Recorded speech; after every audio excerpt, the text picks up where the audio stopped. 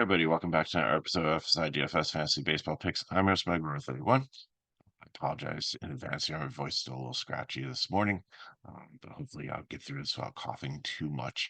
A 9-game slate, only one mild weather concern, Baltimore and New York Mets. So let's jump into the slate and break down. Hopefully you can start your week off with some green screens. First game, we have Cincinnati and Toronto with Hunter Green going on the IL. They need spot starts, so they have Aguilar, Julian slated on most of the sites, but we don't know if it's going to be a bullpen game or what's going on. It's not in the DK player pool, so we'll have to see what happens there. Gossman on the other side probably wouldn't touch the Cincinnati situation, and Gossman here. It's a park downgrade for Cincinnati coming into Toronto out of the Green Market Small Park. So I think he'll be okay, like bat wise. Guys do get on like De La Cruz. He doesn't do a really good job of holding runners. Not as bad as like Noah Syndergaard, but still uh, should be some opportunities for Cincinnati to run. But overall, as a pitcher, I think he's decent. If you're paying up, probably the fifth favorite out of all of them. I like some of the other matchups a little bit better, but I think he's definitely in play. So Reds bats, I can't really put him in the value because I look at it and like De La Cruz, yes, 6'2", I get it. You probably want to play him if you're playing them. But the rest of them, there are a lot of righties here. Gossman's against righties. Besides like Friedel and Candelario's cooled off a little bit. Maybe Jay Fraley. I just don't see enough of splits advantage against him to make him a stack. So they're in the GPP one. And Toronto, if it turns into a bullpen game, that could be a little bit rough. But I think, you can play them as a stack. They have a 4.48 total. It's one of the higher ones on the slate. Usually, besides Vlad, pretty cheap. Everybody else is 4 and less, especially the bottom lineup is almost free. Next, Baltimore and the Mets. It's like a 63% chance of rain up until first pitch, and then it drops to 24. So hopefully that stays the case and they get the game in. Rogers and David Peterson, two lefties going at it here. Neither one of them I like. They're in the cheap range just because I think they can get you 15 to 18 points, but both offenses have a lot of potential here. And the Mets have usually been pretty solid against left-handed pitching too. But both their bullpens are well, the Baltimore bullpens are struggling a little bit recently, and the Mets is average. So I think that open up some more opportunities to keep the party going if they do get to the starting pitcher. So the Mets, I like the bats better here because, like I said, they have, especially if I see them again move Vientos up to the second spot. That's just been really good. Sometimes they'll be sitting Nemo during these games, and it's almost an all right-handed lineup now. So Lindor leading off Vientos, JD Martinez through his career mashes lefties. Pete Alonso's lefty masher. Sterling Marte should be back in, batting about fifth. Alvarez off yesterday, should be back, has great power against lefties.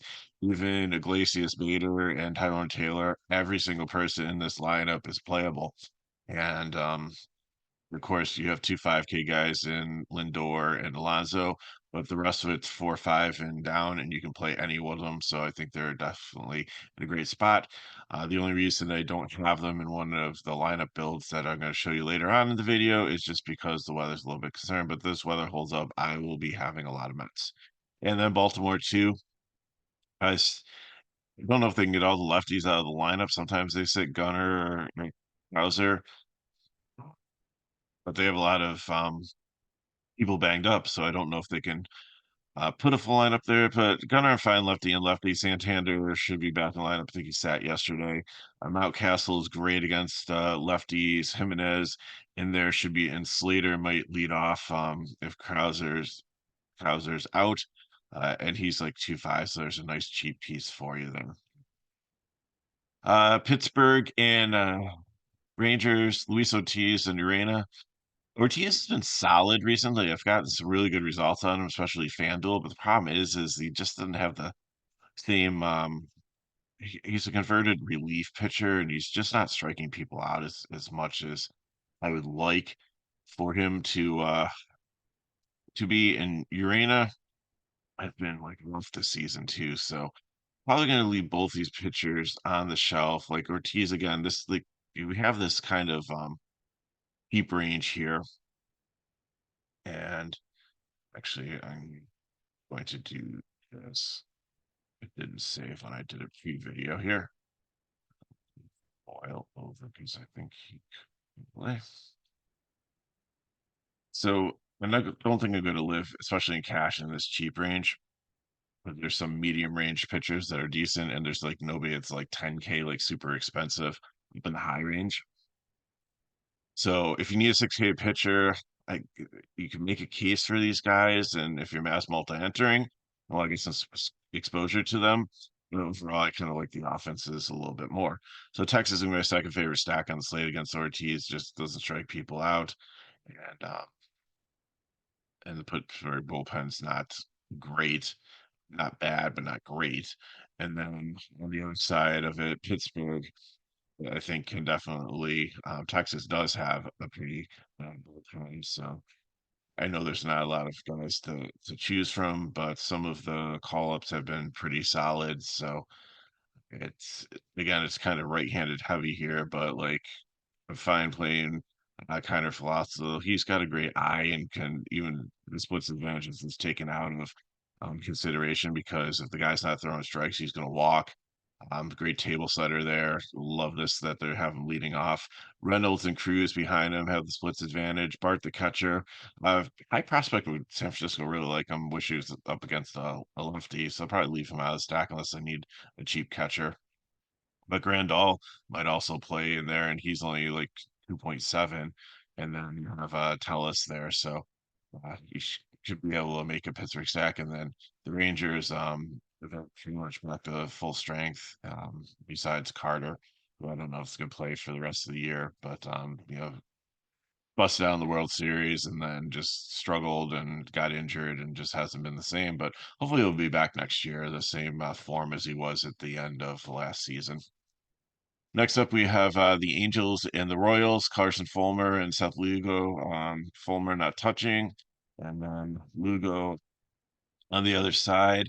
He's cooled off a little bit. I mean, the Angels have been a decent matchup, and they just keep on like having injuries and having to call people up. And now Radis is 2K at first base here. Now that Rendon keeps on getting injured and getting sent back to the IL. I don't know why they don't just move on from him and play some of these young guys. This season only has a couple more months in it, so but you might see that anyways. You might not see him come back up, even if he is healthy. He might be DFA'd. We'll see what happens there. But Kansas City got to be top stack on the slate here against Fulmer and the Angels bullpen. And you can pretty much play anybody you want here. Like Massey should lead off is really cheap at 3.9. Witt at 6.6 is super expensive. I get it if you don't want to go there, if you want to try to get another decent stack in with the rest of the KC pieces, and Witt can still like hit home runs or advance runners and stuff, and you'll get the points from the other people getting on base and scoring runs. But maybe you'd be able to get like a better pitcher and stuff. So tough decision on Witt. I'll leave that one up to you. Um, but Fulmer's been bad against both sides of the plate, so Perez and Renfroe are definitely in play. Bottom of the lineup, I usually don't play. Maybe Isbell's a wraparound at 3K. He does have a little bit of speed there. Boston and Houston, Hauk and Kikuchi. Hauk's okay. Houston put out their AAA lineup on Sunday. Alvarez sat, and Bregman's been dealing with elbow soreness, so they really didn't have a super strong lineup out there. And we all played them as chalk because they had a high run total and they really didn't put up much. So I think Hockey can probably play in the mid range. Don't love it, don't hate it. Kikuchi, I think, is definitely my favorite pitcher on the slate because Boston struggles a lot against left-handed pitching, and they just still probably have some lefties in the lineup. They don't have enough right-handed bats for everybody out there. Um, Boston, I do like as a sneaky GPP, just with some of the righties there. Reese Snyder, O'Neill, DFS is fine on both sides. Jensen has hit well against lefties. Gonzalez, Connor Wong, if he hits up higher in the lineup, has had a great season. Wraparound or Friella, who's I think going for like rookie of the year with his stats. So a lot of potential for GPP, but I would not play Red Sox in cash. And I think it's a great contrarian stock because I think Kikuchi is going to have some high ownership. And then Houston on the other side against Houck, like, the usual suspects, but I think it's more of a GPP stock than like taking any one offs because there's Alvarez is going to be the only one off that you consider as a lefty, and he's up to 6K, and that's just way too expensive to play in this matchup. Tampa Bay and Oakland, Taj Bradley and Boyle. I think Bradley will be super popular also on the slate. I would have put him over Kikuchi, but he struggled a little bit recently, and you get a nice savings from Kikuchi down from him. Kikuchi's 8.5 and Bradley's 9K. So Boyle on the other side, I had him as a fade, but the more I thought about it, this Tampa Bay team is not a great team since like the trade deadline, and I think just like Low and Lau are the only like lefties that I'd really have to worry about. So I think he might have some potential to be sneaky. I wish he was a little bit cheaper in the 6K range, but it is what it is, and GPP might be a decent SP2. Oakland bats, I think are going to be just contrarian stack. So Butler, Bidet, um, Rooker. I don't know if I want to play 5-6 against Bradley. If you think he's going to continue to struggle, just full stack Oakland. Sometimes if you just figure out how to do it, you look at the matchup and you're like, I don't understand how this happened, but um, so I think you can safely play the top 5 or 6 of the lineup. I wouldn't play Geloff, Rand, or Schumann towards the bottom. Twins and San Diego Padres, Zebby Matthews. Yes, it is a real life pitcher, Zebby Matthews. He had a decent start his first time out, 5 innings, 5Ks, but San Diego is a 14% K rate, one of the most disciplined teams in baseball, so I'm not playing him in this matchup. King has been outstanding recently. He started off as like a relief pitcher for the Yankees, got traded out here in Soto trade, I believe, and he's really become a good starter, but 10K starter against the Minnesota Twins, who aren't like a nice strikeout team. I don't get it. So probably not playing him. Would by far prefer Kikuchi and Bradley. We're saving like 1.5K and 1K there. So you really need to I think in GPP it's fine, but I'm not touching in cash. San Diego is I think a GPP stack here, like Matthews, it's not a great matchup for strikeouts, but I think he's a pitcher that's not going to be giving up a ton of like power runs to them. But yeah, if in the small town terrain, that's fine. Just go ahead and stack them. White Sox in San Francisco, Cannon and Harrison. Not touching Cannon. He's kind of a reverse splitsy guy, so righties and lefties, I think I'm fine with against him. And Harrison, I think, makes a strong case in the medium range against this White Sox team that's really struggled. White Sox, if always a contrarian stack here, there's still a little bit of tread left on the tire for Roberts and Vaughn. Overall, I'm trying not playing him. Even Vargas, who I really loved, bringing over every game, started off hot, but it's kind of morphed into the culture and it's hitting the 6th position and really not somebody that I'm even using as a punt anymore, as it was in the first few weeks after the trade deadline. And the Giants, I like everybody here for them. I think they're my favorite cheap stack, even though do have like 2 5K guys. The rest of them are in the 3K range and easily to fill in. And then final game, Mariners and Dodgers, Brian Wu and Gavin Stone. Wu against the bang up Dodgers, who lost Freeman. Muncy might be back, but I'll have to see how he is. So Tommy Edmonds might make I don't know if he's debuted yet, but I see him in the projected lineup. So I think Wu's definitely in play here. But at 8-3, I think there's many other better options above him.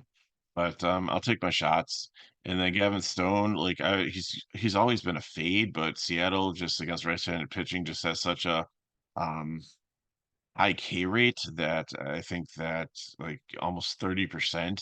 So you gotta take some shots on Stone, whether you like it or not. And then both teams, I think Seattle always makes a cheap contrarian stock. So if you think Stone is going to struggle in some of his he was getting lucky with with some of his pitches and being loud outs instead of like home runs and stuff, then to go ahead and play Seattle stack. And then Dodgers, like they always have to play, probably my third favorite stack.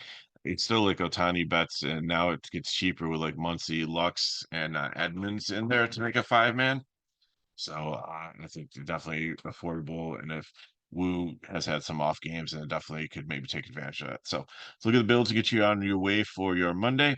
Like I said, Kikuchi and Harrison is where I'm going. I think a lot of people will go Kikuchi Bradley, but I want to stack the two top teams, so Kansas City and Texas, and you can do that. So catcher, if you want to go Perez or you want to go Heim or just take a one off, I'm fine with that. If you take a one off that's really cheap, then you could probably get up to Bradley, save some money there. But Pascatino, Massey, Smith from Texas and third base, figure or wit, there's about $1,000 difference there. So you decide like which one fits your lineup better. Renfro, and then there's a ton of cheap players, including like a Grant McCray that might be playing for the Giants. It's only like 2.5 that you can throw in the outfield there to round out your lineup. And I'm sorry, not for the Giants, for Isbell, I was thinking about for Kansas City. The Giants are in the GPP stack. So Stone and Boyle there, and give me Toronto. I'll take a shot, even if it's a bullpen game against Cincinnati. So give me catcher. You can decide who you want there. If you want to take Bailey from San Francisco, a cheap one off, or go with Kirk, who has been pretty solid for Toronto, being the everyday guy now that Johnson has moved on. Vlad at first base, Horwitz or Wagner has been pretty good since he's been called up and really cheap, like 2.5, I think, second base. Chapman, Fitzgerald, and Ramos is the core I want for San Francisco. Then you can put Springer, Varsho in your outfield, McCrary, Yastrzemski, Conforto. So many options to go there. So I got, if you have any questions, put them in chat below. Hit me at MegaRow31 on Twitter/X. If you want more information on FSi DFS, you can go to the description of the video. And the pricing package is there via a link. And if these videos help us back, like, subscribe to the channel, share with your friends. So hope you have an amazing Monday. Good luck in your contest. I'll be back for the video tomorrow. So if you have a question, you know how to get a hold of me. And until then, I'll see you next time.